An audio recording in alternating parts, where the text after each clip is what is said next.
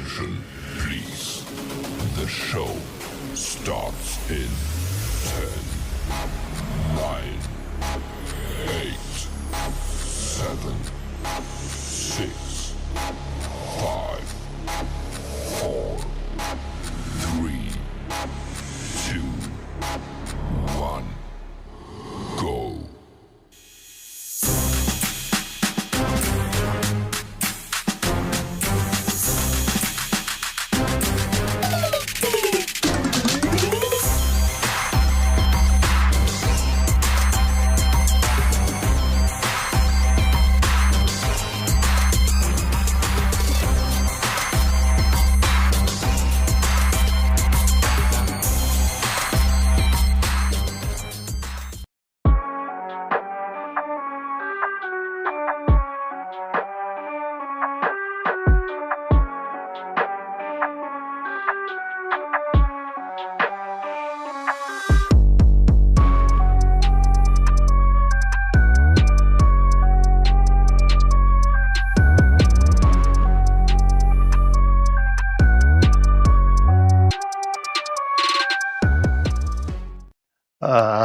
Yeah, what's up, everybody? It's your man DJ FX right here on MC Love.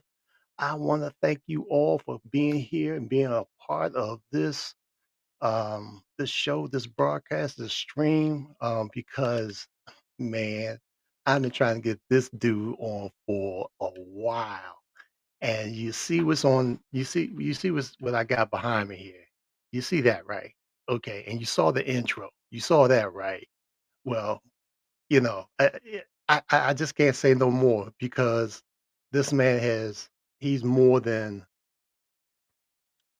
yeah, he's with his motto, aspire to inspire. He is just that. And I'm not surprised of the support that he gets. He's gotten support from mad load of people on and off the set. So we're not going to waste any time. I'm just going to go ahead and bring him on right now. And it is my man. And we're going to give him, we're going to bring him in with the applause. He is the rider. He is the one and only K Solo. Hey man, hey, how you doing, sir? I'm doing well, man. Hey man, I don't know if anybody looking, man, but hey, glad to be here, sir. Glad to be here. Hey, it's good to have you here. I'm just going to jump right in Yeah. and start just first let's start with the beginning. Let's start with the beginning. Okay. What got you to the point of wanting to ride a motorcycle? Well, I've been riding all my life, and I'm not gonna say all my life, but as a teenager, I purchased my first bike, which was a Yamaha Phaser, man. And from that point on, I always owned a motorcycle. I Mhm. didn't ride then like I do now because I was serving in the military, overseas deployments, combat deployments, and all of that. So I really didn't pick up riding the way that I did until after I retired. And then what was your first bike? It was a little red Yamaha Phaser, man, and I bought that bike because I wanted the VMAX, but because I couldn't afford the VMAX, I bought a Phaser. I found a Phaser, and the guy sold it to me. He said, "Man," he said, "you're gonna be tired of this thing in a couple of months." And I mean, I was riding that thing year round. I was riding it in the winter time. My grandmother bought me a big oversuit. You know what I'm saying? Like you'll see somebody wearing in a garage, a big heavy bear suit, man. And I was riding that thing year round. But I had Wow. a little Phaser, and Yamaha was my first bike, man. And from there on, I just been riding. That's what's up. Now, what got you started? Now, before I go into that one, before I go into that, I just wanted everybody to know that I was trying to give people the time to get in. Um, and that's probably what I should have done, but I didn't. Because normally You just they'll getting pop warm back in. up, baby. You just getting warm back up.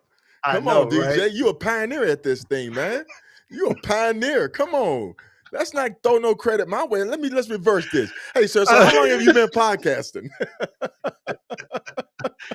Oh man, I See that? You appreciate didn't that. know that. Um, See? I no, but the reason why I wanted to do this, I wanted people to know, because I've watched the show, Mhm. and you guys be doing a phenomenal job. I got to give credit where credit Thank is you. due. Thank you, sir. I thank you. Um, your guests, your co-hosts, y'all mesh very well. Um, and I salute you guys and thank you for both of y'all services to us. But I wanted people to get to know you guys. You guys been, behind the mic asking the questions Mhm. to the host, but Mhm. who is K Solo? You know what Oh I'm saying? man. Oh So man. we're going to dig a little bit, deep into that. But I'm going to give some people some time to get in here before we get too deep. So Okay. I'm gonna go back to my original question I was going to ask you Yeah, yeah. was that how long no, have you been in any clubs? Have you been a part of any motorcycle clubs as you gotten involved more and more in the riding? I have. I have an affiliation with Dahuru MC, mother chapter out of Las Vegas, Nevada. Um, I rode with those guys for over 10 years. I did my last 6 as a nomad and rose through the ranks, you know what I'm saying, of out of a chapter as the secretary, vice president, president. Then got on the national board, first nomad of that club, uh, first national sergeant of arms. And then I moved up to national secretary. And yeah, man. So my affiliation will forever be with Dahuru MC. Nice. That's all right. Now, what inspired you to be a part of a motorcycle club? Well, I never had an aspiration to join a club. That was never my thing, because I kind of always maybe say been not say a loner, but I just kept to myself. And so after retirement, in the military, man, you build that camaraderie. You know what I'm saying? Hmm. You build that camaraderie. And then even though it may only be 2 or 3 years before you're going to PCS somewhere else, you still meet people that you forever keep in contact with, you stay in contact with, you hit them on the line. While you're there, you're building bonds, you feel like brothers to each other. You are brothers. You are brothers combat in arms. So after retirement, man, I had that urge for after divorce. I had that urge. I opened me a small little motorcycle shop. So that was my initial contribution to the culture when I opened my shop up because I had people coming in and out daily. I was setting up. I was going to bike events. People. That's how people got to know me as saying, "Hey, the guy who owned Premium Custom Cycles." So some clubs approached me and said, "Hey, look, man, why don't you join this club?" And I said, "No." I turned them down. I said, "No, man, I'm not ready to do that. I'm not ready to get into that." But then one club, like I say, Dahuru out of SeaTac, Eric Rowland, Low Key, those guys, Swoop, Fam, those guys impressed me so greatly that I said, "Hey, man, these are mature guys. I like the style, I like the flow, I like to get down." So I ended up saying, "Hey, man, I want to join those guys." And I'm telling you, it wasn't something where I just say, "Hey, I want to join you guys." Those guys is like, you don't want this, you don't want this. And it wasn't, you know what I'm saying? Like, yo, you need to knock on the door if you want this. And from that moment on, man, that set the tempo for me because during my prospect phase and how I got my name, during my prospect phase, there was 3 of us. And so my other 2 line brothers, and I call them line brothers because we all Masons. So they Hmm. ended up going down range on tours. So I was left by myself. So everything fell on me. Everything that needed to be done fell on that one prospect. And I did Wow. it. And I did it to the best of my ability that my father, Low Key and E40 named me. They named me K Solo because I said, "Why you name me Solo, man?"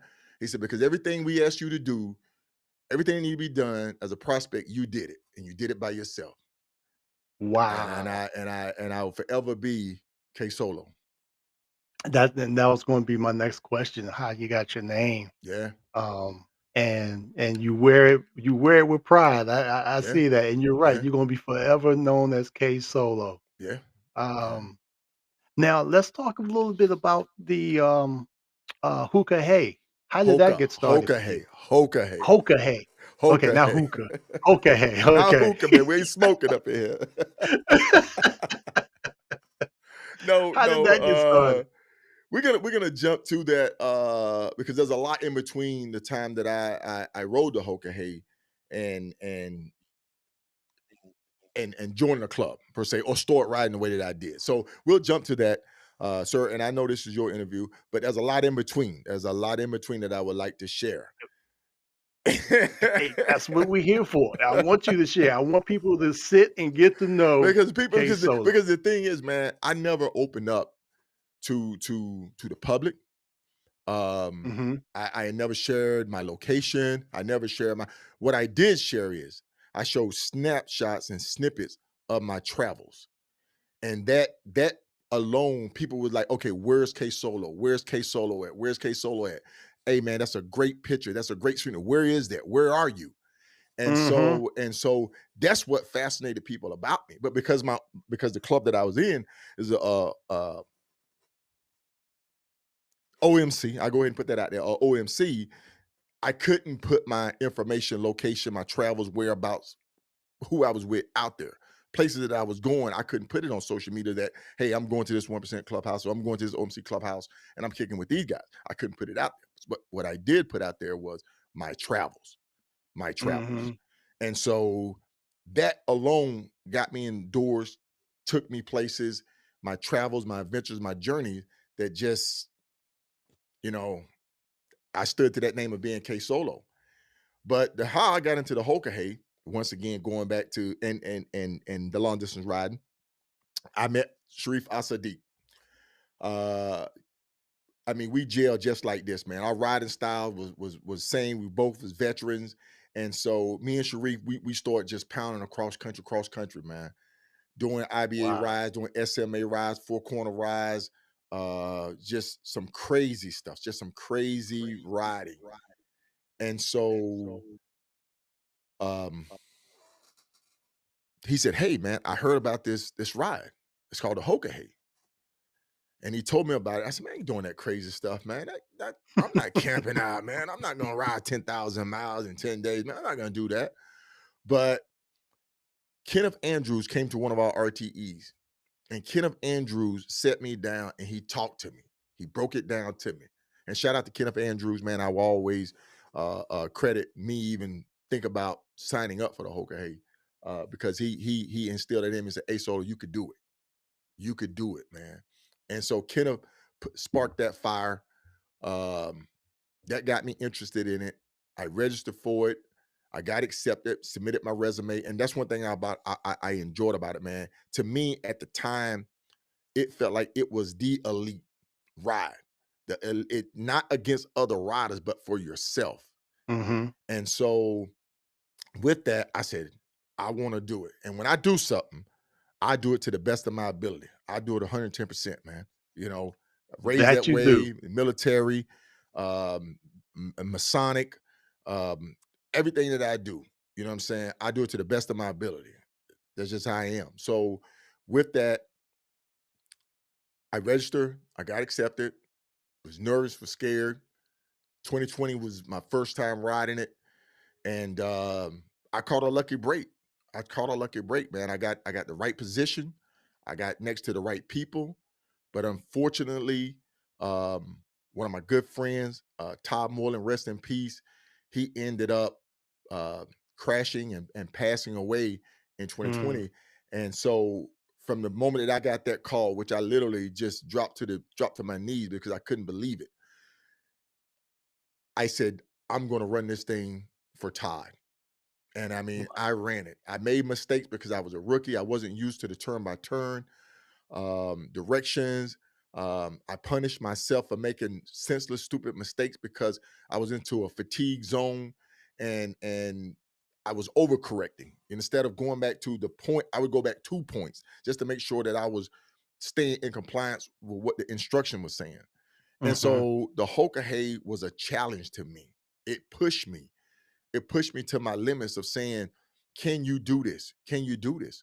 And I did it, and I ended up, uh, you know, with a good showing, first time out showing. Shout out to Riot and Chris Hopper.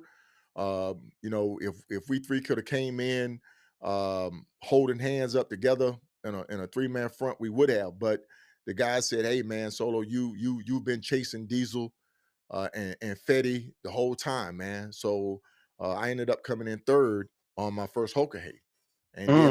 and then of course, 2022, man. I said I learned everything that I did. I learned from my mistakes, and so from learning from my mistakes, I just went out and ran balls to the wall, man. Wow. Balls to the Wow. wall.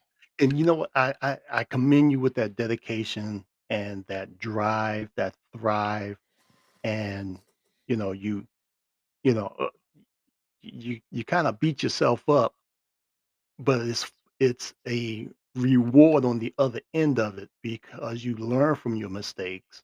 You know, even though you may have gone around that mountain the same, that same old mountain in the same way, but eventually you came to the point where it's like, oh wait, there's an exit right there. This is where I Mm-hmm. need to go. Mm-hmm. And you take that and you learn from it and you build from it. Mm-hmm. And as you were going through the Hoka Hay, um, what were some of the best experiences that you've had? Well, no, let me back up. As a long distance riders, what Mm-hmm. are some of your most memorable rides that you've encountered? Most memorized. Uh, you know, you know, the most memorable, once in a lifetime, without a doubt, is riding up to Alaska and all the way up the Dalton Highway to Prudhoe Bay, top of the world, by myself. Whoa!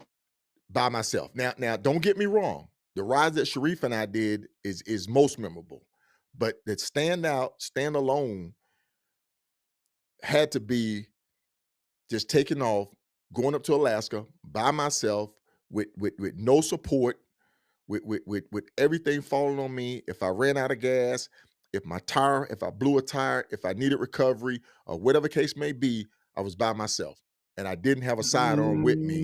So Man. for me to do that was totally mind blowing. And I was in a zone to the point where I wasn't realizing the dangers. I had Mm. blocked out the dangers, seen grizzly bears on the Dalton Highway. Could have had a blowout.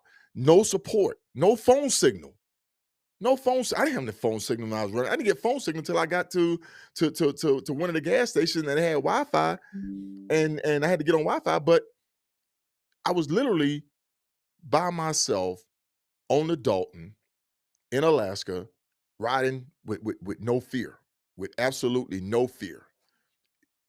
When I first started riding, I never rode the distance that you guys have ridden, and I Mhm. prayed that I have that opportunity. But when I Right. first started riding I was living in Charlotte, and of course my home is here in the DMV.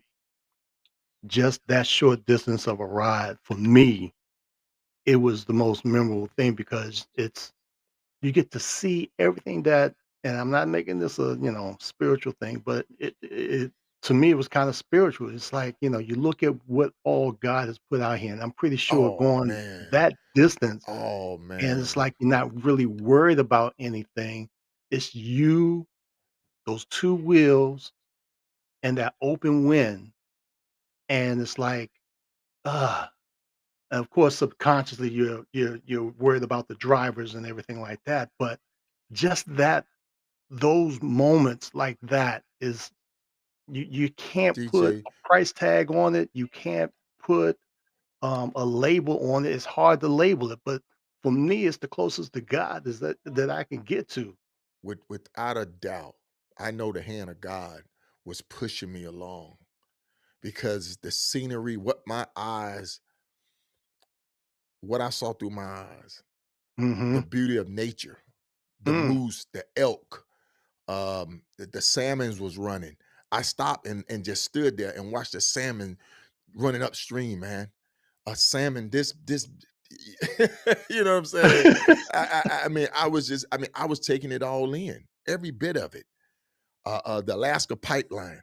We've heard it. We was growing up as kids. We heard about the Alaska pipeline. They didn't want to build Right. it, and then to actually be standing next to it, which I ended up going down a dirt road, which I wasn't supposed to. Then the white truck came and was like, "Hey, you can't be here."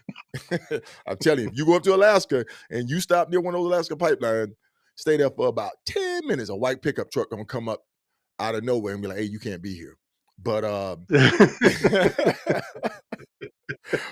but yeah, but I got my picture though. But just taking it all in, the beauty of it all. Man, and then bumping into other riders and seeing their expressions and just incredible. Yes, it's a spiritual um journey. It's a feeling that you'll never forget. Mhm. Yeah. Yeah, and I can, like I said, just my little short distance, I can imagine the great impact that will continue to instill in you, that Yes, it's sir. a memory that you can, chop it up with others and share. But it's very, very it's gonna be very, very special in your heart because it stood out, Oh yeah. one of your most memorable rides. It Oh yeah. stood out. But I mean, it's just like, I mean, it doesn't have to be a super long ride to be memorable. That's why I started the group. Um, um, and now I'm having a brain fart. The back rows. Oh, yeah, the back The back roads, rows of yeah. America on too. That's why I started that page, that group, because I tried to inspire people to say, hey, look, get on the back rows, ride the back rows, ride Route 66, ride some of these old historic highway and routes and see the scenery. Take in some of that old history when cars used to be riding at it, when they were the main roads. You know what I'm saying? Mhm. When it's just like before 95 was built. You know what I'm saying? Route one, ride Route one. Sharif and I, Paul, Matt, Armin, Storm, we rode the back road from Route One all the way down from Maine to Key West, bro. Wow. How many people you know that's done that? The entire length of Route One. You talking about Not many, scenery. You talking about scenery, man. That was not beautiful. many, Now that was beautiful. not many. I would tell anybody, you want to do something adventurous, you don't have to necessarily go outside the country. There's a lot to ride right here in America. Hit those I back rode roads. I rode with the Kingdom Knights here in the DMV, and they took some back roads, and I rode with them. First of all, they ride like outlaw bikers. They ride, man. They They ride. ride like They outlaw ride. bikers. Yes, sir. They But ride. I as nervous and scared as I was on some of those roads and them turns, I hung in there. But, yeah, so the back roads, The I back roads agree, on Tooth, man. because they're unpredictable, um, but they make you respect the road and get to know your bike, become one with your bike. Yeah, yeah. So, um, and speaking of being one with your bike, how how often? Because I've seen a couple of pictures where you were riding and you had, some, mechanical issues going on. You had a change a tire and things of that nature. How often do those unexpected, expenses come up while you're out, going your distance? I'm gonna tell you the truth, man. After about 2 or 3 years of being on the highway and finding out if you need a new tire, it's gonna run you about 400 some dollars right then on the spot. You need a service, it's gonna run you about 200, $300 on the spot. On the That's why spot. I start investing in the extended service maintenance plan and the tire and wheel plan. Now, I always say the good, the bad, and the ugly. I showed the good, but I didn't show a lot of the bad. There was a lot of time that I was running on threads. There was a lot of times that I'm I'm having issues, but I didn't put it out there Those were the because ugly. Those those were were the the ugly moments. uglies. Those the ugly moments, man. And I tell everybody, hey, Moose, hey, Logic, the ugly is what makes you though. The ugly is what's builds you and makes you stronger, more confident in Hmm. what you do. You see what I'm saying? So the thing is, and I'm a believer in don't give me a fish, teach me how to fish. You know what I'm saying? How Let about me let that? me learn how to be strong on my own. Let me learn how to stand on my own. So with that, I got out there, man. I was running cross country. Um, it got to the point where I knew certain dealership that I can go in and just automatically get service, or I could go and say, "Hey, look, um, or call ahead and say, "Hey, I need a tire." And the guy said, "Hey, Solo, when will you be here?" I said, "I'll be in about 2 days. We'll have it for you." So that strengthened me in my riding. I had faith and confidence in my bike because, like I say, my dealership, shout out to Boneyard Harley Davidson and Jay Bird, those guys kept me rolling. I mean, Mm. and Russ, who was the service manager at the time, I literally had those guys on speed dial. When I had that wreck during the Hoka Hay, I was in a panic mode. I panicked. The first Hmm. thing that I did was I tried to get the bike rolling. The bike wouldn't roll. The bike wouldn't start. It went in limp mode. I panicked. I picked the phone up and I called Jay Bird, who's the lead tech, master tech Mm. at Boneyard. And he calmed me down and he said, Solo, check this, check that. And sure enough, I looked down and the brake pedal was engaged. It had pushed down and dirt was holding it down, which was causing it to lock up as it started rolling. So those guys kept me rolling. I would be on the road. I They'll tell you, I'd be on the West Coast or I'd be in Maine and say, hey, look, I'm coming in. I need a service. Solo, you just be here. We got you. And they would keep me rolling. So for You know, me, I had confidence in my machine because I knew I kept it serviced. And that gave I me that like. that gave me the confidence to sit there and say, my bike is serviced. I didn't even worry about it. And I looked at it as my stallion. My stallion was fit. My stallion was fed. My stallion was ready to run. You know what I'm saying? I felt like I was, outlaw cowboy, bass. I felt like I was bass man. You know what I'm saying? I ran like that. I ran like that. That's why I'm old school biker. I wear chaps. Right. That's me. That's what keep me in tune to being a biker. So for me, my machine was in top and I work out. I work out. I stay Hmm. fit. You know what I'm saying? Yeah. That I see gave you up me, in the. I see you up yeah, in the gym yeah, getting man. I them tell guns. everybody, man. I tell anybody, man, you can ride a motorcycle, but you better keep your health up, man. You better keep your health up. I know that's right. What advice would you give to women or men, more men who um aspire to be distant riders? I say don't What, don't what, what, don't go out there for show. Don't go out there looking for likes. Don't go out there trying to impress people. Let the ride and journey be yours. Let it be yours. You know what I'm saying? Why do you, and I say this all the time? Why do you ride? Why do you ride? mm, What are you mhm, riding for? Are you riding for a cause? Are you riding for a cause? You got some people riding for charities. You got some people riding because they're trying to escape from something. They want to get away from something. Some people riding for the joy and thrill, and everybody don't ride the same. Some people say, I own a motorcycle, man. My thrill is riding to the clubhouse and riding back home. That's my mm. thrill. That's my joy. My thrill is sitting in the garage, wiping it down, shining it up, knowing that I own it. You know what I'm saying? And some people may say, I don't wash my bike. Some people may say that, say, man, I want to go ride 1,000 miles. I know guys who rode 1,500 miles a day every time they got off work. Come on, man. Come on now.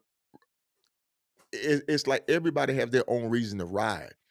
Don't ever lose the reason why you ride. Don't say, okay, I'm a vlogger. Now I'm trying to create content.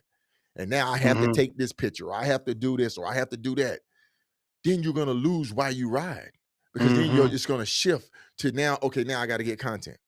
Or now it's okay, even competition.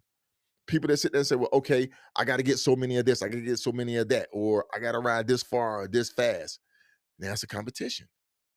Did you start out? Wow, Was that your yeah. reason? Was that your reason for riding? You started rising, But like I say, everybody for that ride for their own reason, though. Yeah, it goes back to that saying. That saying has a lot of different meanings. Ride your ride. Ride your ride. It has a lot of different meanings, and that's one of them right And I there. and I and I don't profess to being the greatest of anything, man, because there's nothing that I could do on a motorcycle that ain't already been done. Andy Mhm. Anderson rode 100,000 miles for me. Michael Kneeborn, a whole bunch of people rode 100,000 miles in a year before me. Uh, uh, uh, uh, the Rat 48. Now, yep, that was probably the first time that the Rat 48 because the IBA came out with that. But people have been long distance riding for a while. People have been running coast to coast for a while. You know what I'm saying? People have been on the I-10. People have been on 95. You guys coming down, for a while. What would your inspiration for riding the distance, where did that come from? What was that inspiration? Where that Being in a club, being in a club, because the club was a national club. People's on the. I started out in Seattle, and my first coast to coast was going to an event, an outlaw event in Savannah, Georgia. And I that was my first cross country ride, solo, solo, and all solo? that's when I caught the bug. But um, it was when I joined the club. I'd go over there and kick it with my bros on the East Coast. I'd go kick it with Mhm. the bros in Texas. I was everywhere. It gotten to the point where it wasn't even a question to ask. Well, is Solo coming? Like, is he coming? Shit, that cat can be pulling here. He gonna come before you. Yeah, he gonna be here before you. And that was the running joke. Like, did you really just ask was he gonna be here? Of course he's gonna be here. That's what's up. And that was through Alright, we're gonna rain, take cold, and everything, man. But okay. no, we're gonna take a quick 30 seconds. You know, I'm yeah, we're gonna take a quick 30 seconds. We'll be right back, y'all. All right.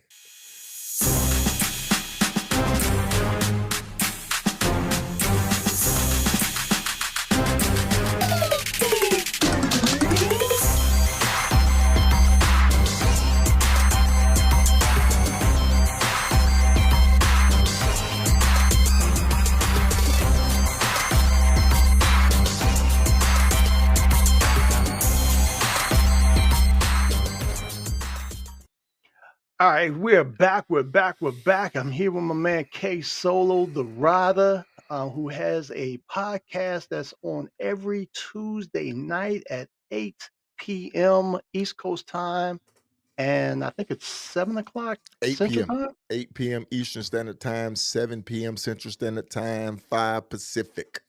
There you go. All time zones. There All you time go. It's zone, covered baby. right there. It's all covered. Yeah, just it's riding with K Solo, The podcast with riding. Logic. Yeah, there you go. Thank you. Because I don't know why I've always ever since I've been doing this, I'm always messing up either my guest name, I'm either messing up the club name, or I'm messing up something. But yeah, I thank you for correcting me. Oh man, I'm just trying to help out, man. I'm just trying to fit in. I'm the new kid on the block. Well, new kid on the block, but you've been around. You've been around Yeah, the city. yeah, yeah, yeah. So as a rider, as a solo rider, Mhm. what are some of your thoughts as you're out there riding? Uh, me riding and every ride, I treat it as a therapy session. Either I'm trying to figure something out, trying to clear my head, dealing with my PTSD because you know what I'm saying. I've been diagnosed with PTSD, mental, physical, all of that. That's how I look at my rise. Don't try to compete against anybody. Don't try to sit there and be the best at it. But I just enjoy it. So if I'm going and definitely love to eat, so that was always been one of the things that I do, man. It's just when I'm riding, I stop into restaurants, I meet people, I see people, but it's more of a therapy session for me. I mean, it truly is a therapy session to clear my mind, to feel good about things, to break things down, to get a better understanding. Okay.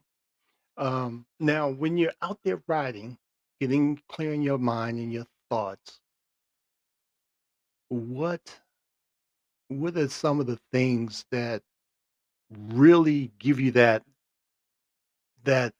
aha moment of I got to do it again, or I want to do it a little bit different this the next go round? Mm, every trip I see something new, a different encounter. It could be the same highway, same road, but just a different encounter. Um, what I do is I look at that journey and say, what am I going to take away from this journey? What is life going to throw at me? You know what I'm saying? Um, Dealing with other people. I kind of like, you go ahead and do your thing. Let me just go ahead and follow this line. It's it's it's it's me just decompressing of everyday life, being on the road and being feeling free, man. The freedom that Now, I get from it. now would you say, and I've heard this from a couple of different people who um, pretty much just dedicate their life to riding. Do you find that riding has more or less like saved your life? Oh yeah. Has it been a life altering thing for you where it's like, Oh yeah. when you're out there riding, that is your, as you say, that's your office. That's the office. And I started posting that. Here's the view from the office. Because Yep. I'm working. All of my senses are working. Smell, taste, sight, hearing, everything's working. My body, I'm using all of my body. One of the running jokes, I said, man, I know where all the livestock feeding farms are because man, I done passed them, smell them, and know where they're at. you know, I know what grain they feeding these cows out here, man, because I'm all in tune with it. But hearing the bike run, that was the time that I rode my bike. I didn't even listen to music. I didn't even listen to music Mm, because I was just so in tune with it. Um, that's what's up. yeah, How was your first camping? Your first time camping? scary. And where was it? Where was it? I don't I can't even remember where it was at, but I do know that I was scared to put my tent down because I was so afraid that somebody was just gonna come up and do something or harm me or bother me, or I was gonna be so sleep that I was gonna wake up and a flashlight in my face. But Mm, I was used to camping from the military. That was nothing new to me, man. right. I mean, being outdoors, sleeping outdoors, that was nothing new to me. But just pulling up on the bike, popping my tent up, camping. I think it was in South Dakota. Yeah, South Dakota. Got it. South Dakota, the Badlands. That was my first time dropping my tent in the Badlands. And I actually got a picture of me walking. I set my camera up on the rock and I was standing out there, had my cut on, my hat on, and I was walking. That was the first time that I camped in the Badlands. Wow. And uh, I was just so afraid that something was gonna get me out there because they numbered a little tent, man. But I fell asleep. I slept like a rock, and from that moment on, man, I keep a tent on my bike. You seen the pictures, man. I mean, Oregon, I'm on the coast. The desert, I'm out there in Utah, uh, California, all of it. As a biker, as someone who has inspired, I'm pretty sure, many, many people, what what is the what gives you that, trying to find the right words for this, because I don't want to be generic with it. But as a biker who, or a rider who inspires someone, because I know you're a humble person. That's the first thing I know. I know that from countless conversations, the conversations we have had off air. Um, you're a humble person. What? Oh, okay. Here we go. Here we go. As a rider who inspires a lot of people, what is your greatest gift that you believe that you have that will continue to inspire people? My greatest gift, my humility. I'm humble with it. Yeah. Even with my accomplishments, I don't brag about it. I don't boast about Right, it. My humility. right. And see, that's what I was getting at Yeah. because there's so much humility, being so humble is a great reward and a great motivator because it's they're not seeing you, they're seeing what molds you, what drives you, what makes you do what you do without bragging about it. You don't have to brag about it. You're showing it through your character. Right. And that's what got me to come back to doing what I do. People like you, people like Khan, who does uh, Venue GPS, Mhm. um, him, and countless other. There was somebody from I want to say England hit me up in my inbox. When you gonna bring the show back? Right. Well, I brought the show back, but I don't see him out here commenting. But Hey, give it ti Con, give it time, man. Give it time. Just like you tell oh, me, I, solo, give it time. I Give it will, time. because Con said something to me, and it really reignited something. He said, "You may not get the likes, you may not get the follows and the shares, but he said keep going." Right. And that stuck with me.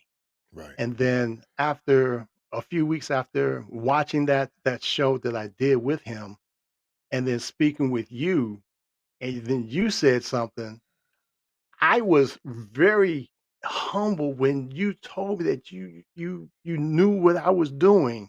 You know Yeah. what I'm saying? That Yeah. that I was a pioneer in this, Yeah. and you know, When you were doing it, I was riding hard. You know what I'm saying? yes, you were, I was because riding hard. I couldn't catch it. You know what I'm saying? I caught snippets of it. You know what I'm saying? But yeah, man. I mean, it's just like prime example. Tone Tea Time. Tea Time was part of a cast. You know, people don't know about it, and that's what I say. Every month, there's somebody new joining an MC. There's somebody mhm, new joining a set. They don't look back. They look from the time they get that full patch going forward. That's what they see. It's the mhm, ones that take the time to go and look at the history, to look mhm, at the past, to sit there and say, these are the OGs, these are the pioneers. This is why I can do what I do. These are my inspirations. You see what I'm saying? Because I took the time to sit with the easies. I sit the time to sit with my OGs and say, hey, Smiley, hey man, how about this? How about that? Tell me this story. How did this happen? When did this start? How did you do this? How was this? And then I built off of that mhm. because I mean, and I tell Hero all the time, I had a picture of Hero Benson in our clubhouse. He wasn't even in our club, but I had pictures of him because me, I had uh Bessie Stringfield in the clubhouse and before the big rise and everything happened, she was up in the clubhouse because of the iconic picture Wow. of her sitting on that bike to me Yeah. was history. And Yes. so I want my legacy and yes, these are different times now. These pictures aren't in black and white. These pictures are in color now. Mhm. But I want somehow, some way, some of the images that may have crossed my timeline that I may have put out there to maybe someday show up somewhere and say, yeah, I know that guy. I seen that guy. That guy done some incredible things on a motorcycle. He's done some I, riding that inspired a lot of people. That's all that I ever asked for. you see that picture behind me? I know that guy. We haven't met face to face yet, but I know that guy. But I don't brag about my accomplishment. Um, I'm happy that I'm done them. I feel blessed. I think everybody who supported me, throughout the years of me riding. I have great support, great people who was there when I was by myself that I make phone calls. There are people who nursed me back up and told me everything's gonna be all right, keep pushing. Shout Mhm. out to everybody who supported me, man. Everybody who opened their doors for me. Everybody who sent me money. You know what I'm saying? They said, "Hey, man, you inspire me. Here's a tank of gas. A solo. Here's a meal." You know what I'm saying? Uh, you can't do it by yourself, man. You can't. No matter how Yeah, much no, I'm solo. I didn't do it by myself. that's But right. the thing is, man, is just someday I want to just be when I'm old and decrepit and sitting on the front porch rocking. I said this many a times. I'm gonna bust out laughing because my mind gonna go someplace on a ride. And I might even say, Sharif, what you doing? Where you going? You know what I'm saying? But Now, yeah, you said man, something that's about all I want to do. the times has changed and everything. Yeah. What is your view on these women bikers that are coming up, making big noise and doing, um, you know, their thing on and off the set, as bikers, as riders? I'm gonna tell you right now, the females are definitely doing it. Mhm, They've been doing it. And the thing about the females, they support each other, bro. They mhm, support each other a lot more than the males do. I'm gonna say it right now, and people may hold it against me, but we as men, we let our egos get to us sometimes. mhm, Our egos block blessings. Our mhm, jealousy and envy block blessings. If we could unite and come together and support each other, like the females are supporting each other with the all female rise. Now, I don't like splitting the two. I think it should be open to everybody, mhm. but I don't like things that separate us. If I'm looking at you as being a outstanding elite rider, I look at it like that. I say female rider because that's your gender. But the thing to me is, man, a professional is a professional. Right. That's what I love about. That's one thing that I looked at the whole. Okay, when you get that professional rider, you're a professional rider. Females are professional rider, men are professional riders. Yeah, So big I shout out say to the the Mileage Bully. yeah. I say females are doing it. They've been doing it. Keep doing it.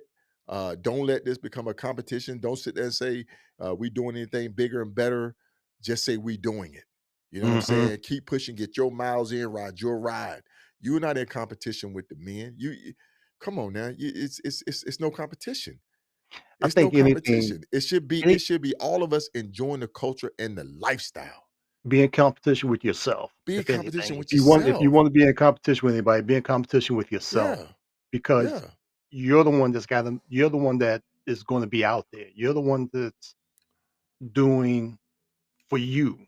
You know Right. what I'm saying? Right. So, yeah, My I hat's off agree. to him, man. I would not take anything away from the females. Um, I try to highlight them just as much as I do the males on my show, because they're riding and they're doing it. They're going places, riding, seeing things, doing things, camaraderie, uh, their charities, things that they're riding for, things that they're supporting. Mhm. It's great. It's great. Yeah, that's what's And up. sometimes, man, I wish the men would would come together like the females, you know? For many years, when I first saw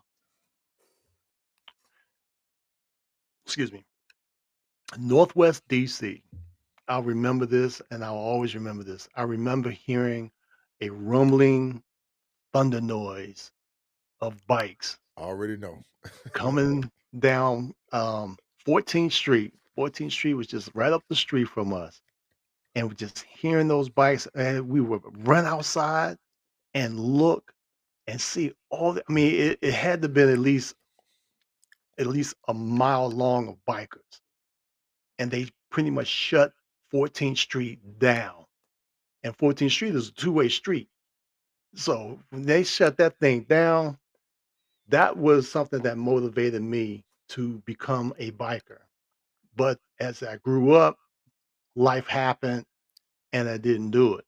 Right. And eventually I end up, um, when I was living down in Charlotte, North Carolina, I ended up joining the motorcycle club down there. And I Mhm. began to really learn more about the culture of the set, the Right. do's and the don'ts. And I'm still Right. learning a lot about the do's and the don'ts of the culture. Uh-huh.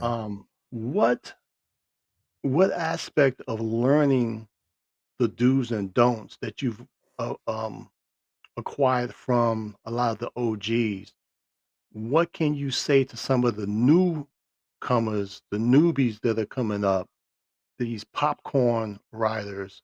And I say popcorn because sometimes they'll ride for 2 or 3 years and then they're gone.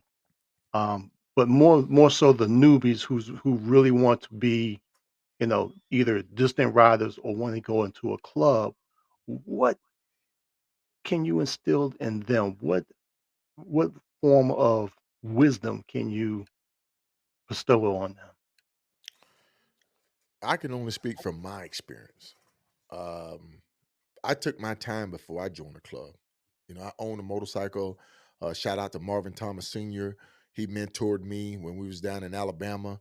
You know, that's when I really, you know, got my bike. I was able to ride because I was a drill instructor. But the thing is that what I would tell anybody is take your time before you join a club. Just and maybe just frequent the set to get to know how the set operates, to see and look and be observant. Wherever you at, just observe the set for a while, maybe for a year. Maybe for a year, just go to a couple of different clubhouses, get your face out there and just learn. Do more looking than talking. Do more listening than talking.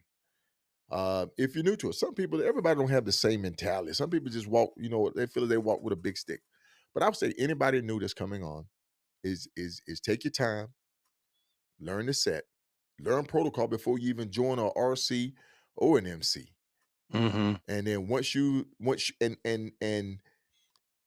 and some people they prefer to walk the ladder. They're gonna join a group, then they're gonna join an RC, then they're gonna join an MC, then they join OMC, then they join a 1%. Some people walk that ladder in life. Some people just want to just jump right in. But whatever you do is if you join a club, if you want a long distance ride, and I'll break it down into two. Uh, Joining a club,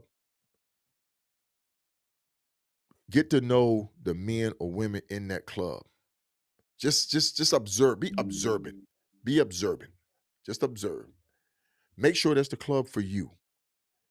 And once you join that club, learn everything you can about that club. Go back in time. Go back in history. Go back and find and hear the names that made that club. Mhm. Don't just pick up from right there where you at and just say, you know what, I'm a full patch now. Don't nothing matter from here going, but nothing but here going forward. Take that time to go and look at the charter. Go look at the first set of bylaws. Go and take a look and say, well, who was this person? Well, when did this? How did this? Oh, we got 3 or 4 different sets of patches that we eventually got to. Um, and give it that commitment to sit there and say, this is where I want to be. Now, everything happened in life, and we know that. Some people say, well, okay, now I got kids, I got to step away, you know. But don't sit there and say, well, okay, well, I'm not happy with this. I'm gonna go over here, or I'm gonna start my own thing. Because that's when you start, okay, well, he was over here, well, he was over here, or he was over here. That's Mhm. not a good look. Club hopping. Club hopping, that's not a good look. And I don't get into a lot of politics with this anymore. But I can just say the things that set you up for success, to sit there and give you some longevity in that is find you one and stick with it and give it all you got, man. Give it everything you got. Ride for that brand. I say it's riding for that brand. Ride for that brand. Um, Dues, riding, events, learn to balance your time. Do all of that when you're going to be in a club. Now, when you That's can what's tell me, up. when you sit there and say, well, I want a long distance ride. Okay, first off, make sure you got a bike that can long distance ride. Maybe not even first. Make sure your money right because it's expensive. It's expensive. I'm Yeah. telling you right now, You gotta make It's sure everything is straight expensive. on that bike, like you It's said. expensive. You gotta feed that Mustang or that pony or I'm trying to tell whatever you, man, whatever type of animal you wanna call them your two oats wheel. cost, man. Them oats, some water cost when you pull up to the stable. You can't. They like, "Yeah, you need some oats for your horse. You need some water for your horse. You need some shoes for your horse. I That know, right? costs." You know what I'm saying? So I kept ambition in the best shape, but make sure your money right. Make sure you learn to balance with it, man. Make sure that you're riding for a reason, not just a call. You know what I'm saying? Just because. Don't try to sit there and ride and be impressive or try to impress somebody, because I say it all the time. You're gonna die a senseless death, man. Getting out Mm. riding in bad weather, you're gonna die a senseless death. Now, have I ridden in it? Yeah, but I ridden in it for me. You know what I'm saying? Of pushing myself. But don't turn it into a competition. Don't sit there and think you're doing something that hasn't already been. If Evil Knievel haven't done it, buddy, you ain't gonna do it. You can't do it, man. You ain't, you know. All right, we're gonna take another quick break, and when we come back, we're gonna talk about how you stepped into your podcast. We're gonna Oh talk about that. man. We're gonna talk about Oh that a little bit. man. And this is the first time with MC Love that I've gone over my time, and I am thoroughly enjoying this. We're gonna be right You back, got me y'all. talking, man. I know. We're gonna be right back.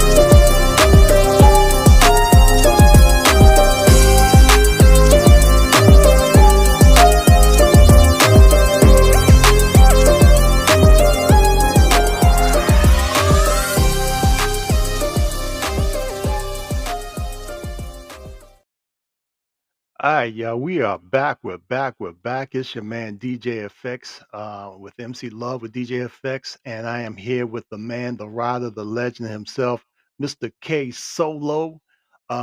Digging a little bit into him, getting to sit and get to know the man behind the two wheels.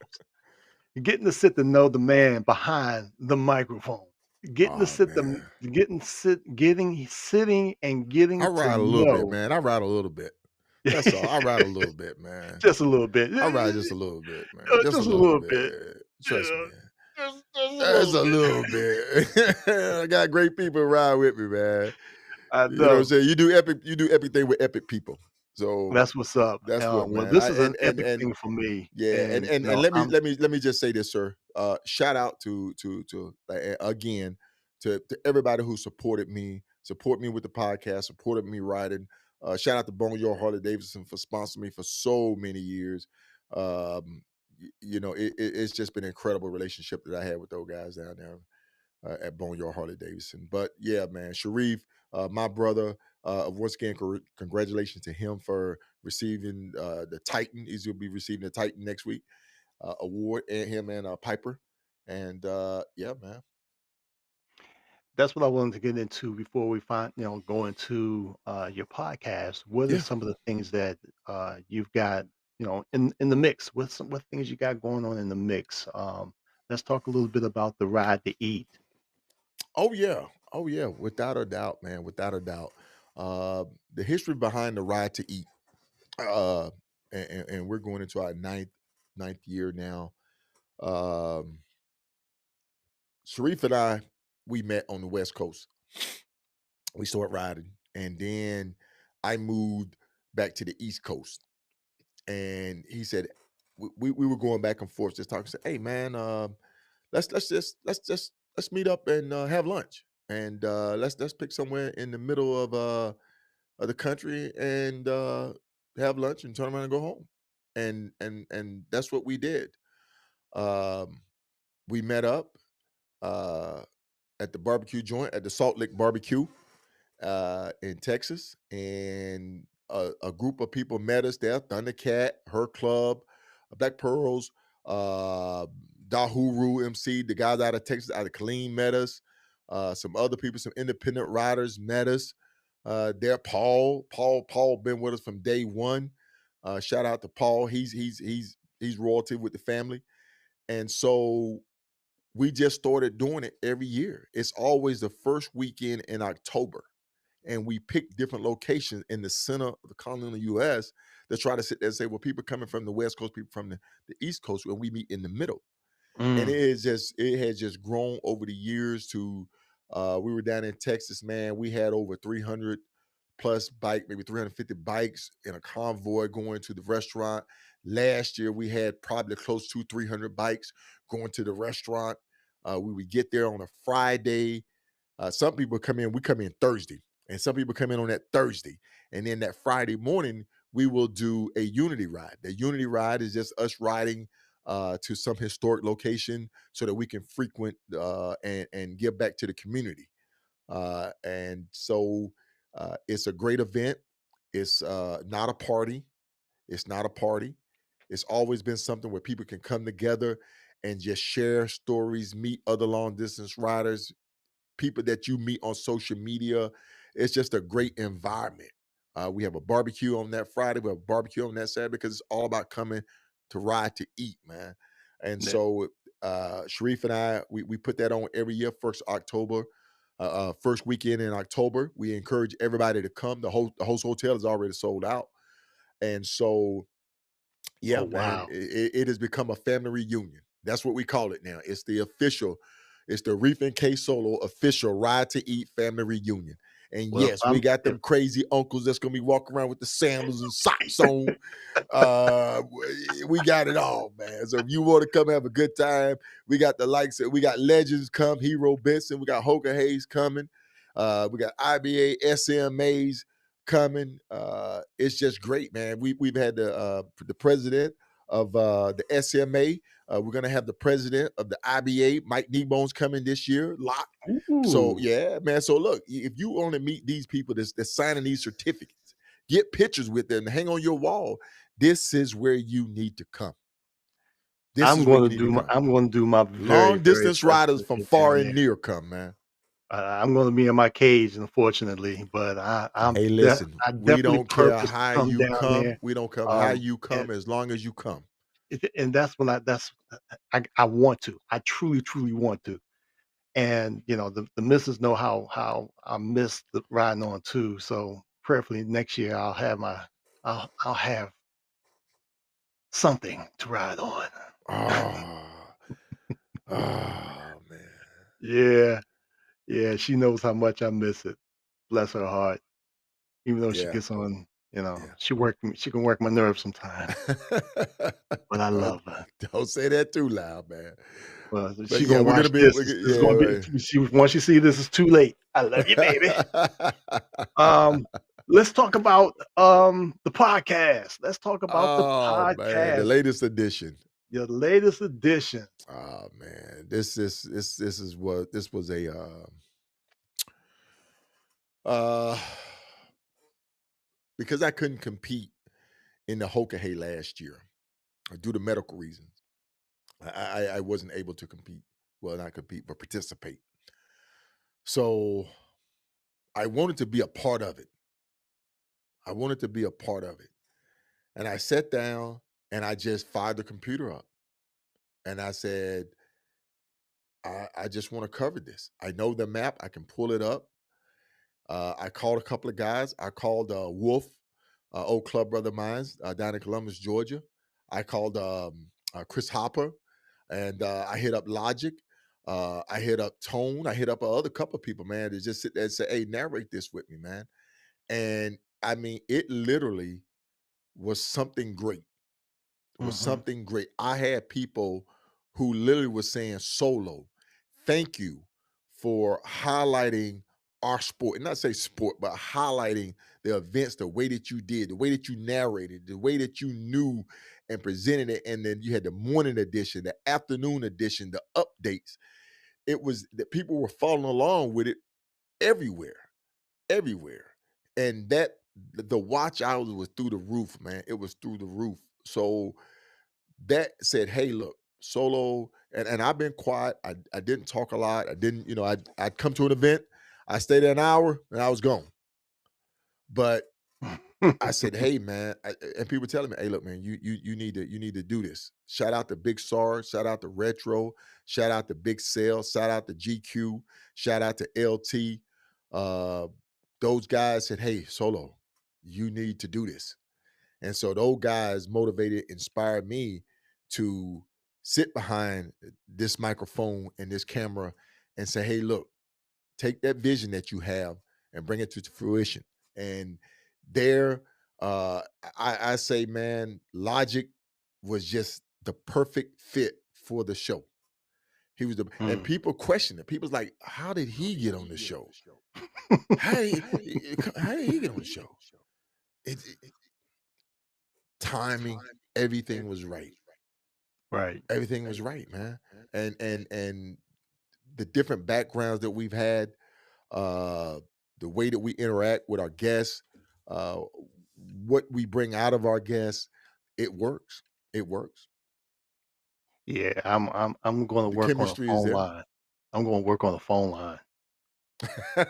We can't be giving all the secrets away, man. But we're not, like I said, you're a pioneer in this thing, man. There's nothing that we're not doing but it's just my vision I love of your vision though. highlighting the unsung riders. It forever will be the platform staple. I It will love it forever be the because platform staple. I've learned I've learned so much. I learned a lot from, watching your show. At the very beginning, I couldn't get on it as much as I wanted to and Right, watch it. I right, would have to watch the rerun because I was in class. right, But when class was over, I was like, okay, 8 o'clock, get here. I'm going, okay, yeah, I can't wait. right, right. And I have not been let down from any of your episodes.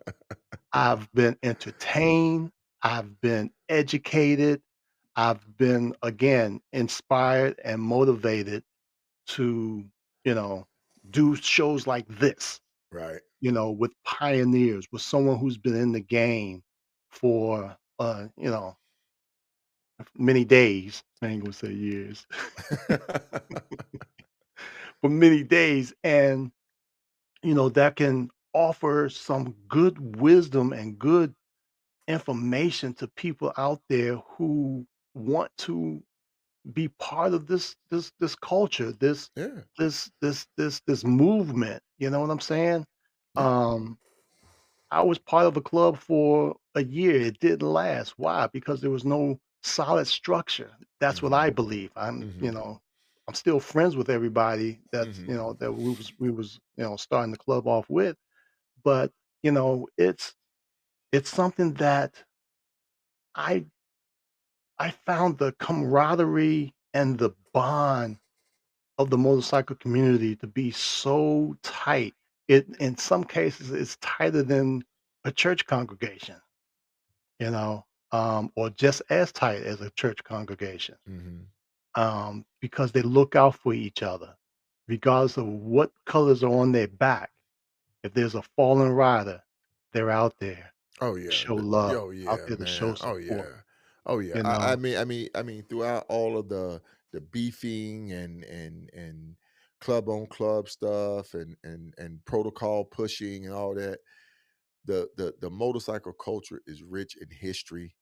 Um, it's always been there. From my research, looking back, man, even some of the big diamond clubs, the way that he was even formed was working in the community, you know, looking out for the community, uh, and giving big back to the community. shout out to the Diamonds that, they the recent, Proc event, Oh conference, yeah, man. you know? Oh, Yeah, wow, big hats off to big them hats on that. off to those guys.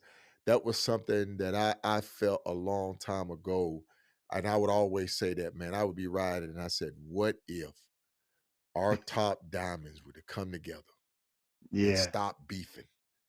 man, That's a see force. And that's a when force. And say, my sector, ain't nothing gonna happen to our to the whole thing. We're gonna Mhm. set up this 360 around our whole community. And Mhm. and instead of pounding fists in on us, turn around and say, we're gonna pound fists on everything that's trying to harm our communities. Yes. You see what I'm saying? To Yes. me, I when I heard that, my mouth dropped. And I said, God, you answer prayers, don't you? You do answer prayers. He Because does. I know I was riding a long time, man, out there by myself, flying nomad.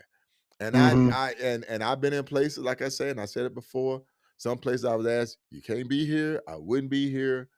Um, I never had any issues on the urban side because simple fact is my reputation superseded me. People knew Right. me. You see what I'm Right. saying? People knew me. So I was able to maneuver the way that I did based off of the man, not the vest, but the man. Right. And so I always say that the cut don't make the man make the cut. So with that, it was good to see that unity happen. Yeah. And Yeah. I think there's still more room to grow with it. I think there's still more things down the road that could be a major impact, a turning point, because times are changing, man. The tempo of the country is changing. Yeah. So It uh, is, and I just pray that that will catch on to a lot more, stop um, beefing you club know on club, man. yeah, Stop that 'cause mess. I'm it's a grown man. Bro. I'm up in my almost late 50s now. Uh, you know what I'm saying? I kind of enjoy my freedom right now. I enjoy going out to the refrigerator and seeing plenty of food in there. Eat when I want, go to bed when I want. Uh, so those chances I'm not taking anymore. how I'm about sorry, that? I'm not taking those chances anymore. That part right That there. part right. I'm a grown ass man now, and so I'm gonna do grown ass man things, and I'm gonna keep it pushing. Try to be positive. Um, I'm not perfect. I made mistakes. I made mistakes, but I'm gonna try to be positive and keep inspiring others to say, "Get out there and ride. Get out there and ride. Your motto, Aspire to inspire. "Aspire to To inspire." inspire. Be legendary." What made you come up with that? How did that come about? Man, it was. People were saying you an inspiration to me, Solo. You an inspiration to me. And I had one percenters. I had 99ers, independents, white, blacks. You are an inspiration, bro. Keep doing what you're doing. And I said, I aspire to. And it was just aspire to inspire. And And you are legendary. everybody say, everybody say, you a legend, Solo, you a legend. I Yes, said, be sir. legendary, man. So that's how I came up with my motto, man. Aspire to inspire, be legendary. I like it. I Yeah, don't like it, I love it. yeah. I love it. Aspire to inspire, man. Be It's legendary. awesome. So Yes, what's sir. next for K Solo? Are you still I gonna think I'm gonna you ride still to the gonna go moon. to the office anytime I think soon? I'm gonna ride to the moon and maybe Mars. Oh, so No, you man. go to the high rise office then. Oh man, upper room. Oh man. Oh, No. I think I will continue to ride, but due to health precautions, I think I'm gonna scale back. Last year, I think I ended up riding, and even with the surgery, and even with recovery, I think I ended up riding 75,000 plus miles, which I look at as, man, I could have easily hit another 100,000. But that wasn't my goal. I never set out to ride 100,000 miles in a year. Let me just go ahead and put that out there. That was never said, well, I'm going to go ride 100,000 miles. No, because every mile that I rode was for a cause, a reason, a therapy session. It wasn't for me to just sit there and say, I'm going to go and ride 100,000 miles because, bro, there's a lot between day one and day 365. There's a lot that can happen in between there. So amen. people start out, you never know. And like I say, I just want to continue to ride. I want to meet more people. I want to come visit people, clubhouses. I want to stay involved with the culture, with the MC community. I've ridden for a brand, and shout out to that brand. Much love, nothing but love. Forever be black and white. It is what it is. But now I'm riding for my brand, and that's what I'm gonna be riding for. That's what's up. So let's talk about real quick Man, your you huh? What? go ahead. No, go ahead. Oh, You talking about you ain't crossed 60 minutes, man. I know. I'm going to try to take it to 8:30. I'm gonna do 8:30. Because it's so much that I want to get out of you. That's why. Okay, for those of y'all who are just tuning in or rewatching this, I'm going to have him back on again, but it's going to be under different circumstances. But I just wanted you guys to get to know this man here. This brother here Thank you. has Thank you, a sir. plethora of information, a plethora of knowledge. And what I want to get out of him right now is for you to name one of your most memorable, embarrassing moments or funny moments. That's something I always ask all my guests. So that's one of the questions I wanted to ask you. One of your most embarrassing moments and or funny moments. Oh. I mean, that's been something. Like I say, man, I show the good, the bad. I show the good more than the bad and the ugly. But I mean, probably most embarrassing, man. It was a club. It was just a club event. I was down in Sanford, North Carolina, hanging out with the Sanford Bros, and we was on that old stump hole, that old skull cat, sipping, and next thing I know, I'm slumped over. They standing around me taking pictures, pointing at the legend like, we got him, we got him, we got him. And so when they sent me the picture, man, the picture's out there somewhere. Shout out to the Sanford chapter, man. Love you guys. I had a great time, man. I had a great time. But to get caught slumped over, man, that definitely tickled me. Like, damn, OG, you don't get caught slipping, man. You know better than that. But just feeling so good around the bros, man. I was enjoying the moment and and That's what's and up. and, and got caught slipping. So they got me, man. They got me. If I was a They got prospect, you. if they was a prospect, I probably would have had shaving cream on me, a pair of panties on my head, a bra or something like that put on me or something like that, Never know. man. You never know. Um, Now the other question I always ask my guests, what would you tell the younger you what you know now, or an advice that you would give someone who is wanting to step into the culture of the motorcycle community? What would I've asked people this question before. What would I say to younger me? And Bam said it the best, man. I wish I could remember what Bam said, but a younger me, I just pay attention, learn all you can, do the best you can, be committed to it, and research the history of the culture, the people that made this culture what it is, the Sugar Bears, the Hero Bensons, the Diamond guys who started this, man. The guys up in New York who started on the East Coast. Do homework. Don't just pick the book up and start running with it. Take time to open the book up and read the book. That's what I would tell them. Um, Getting out long distance riding, make sure you're riding for you. Ride for you. Ride your ride. That's what everybody's saying. Ride your ride, man. Um, you want to be legendary. If you're in a club, be legendary for your club. Sit there and say, man, I've ridden with these colors on my back. I've built bonds across the country. That's made my organization better. I know that was my platform for years. I flew those colors on my back to go places to sit there and say, this is the organization. This is what we are about. And flew it well and flew it proudly. Um, Wow, you know, that's what I would say. that's what's up. And you say that with a humble heart. I can see the expression on your face. That's awesome. That's awesome. Well, look, we we gotta go ahead and break it down. get ready to break it. Get the music. Just go out. My normal stuff. Bear with me as we get ready to come to a close. Ah, all you riders out there, make sure you pray before you ride, pray during your ride, and pray on your way home.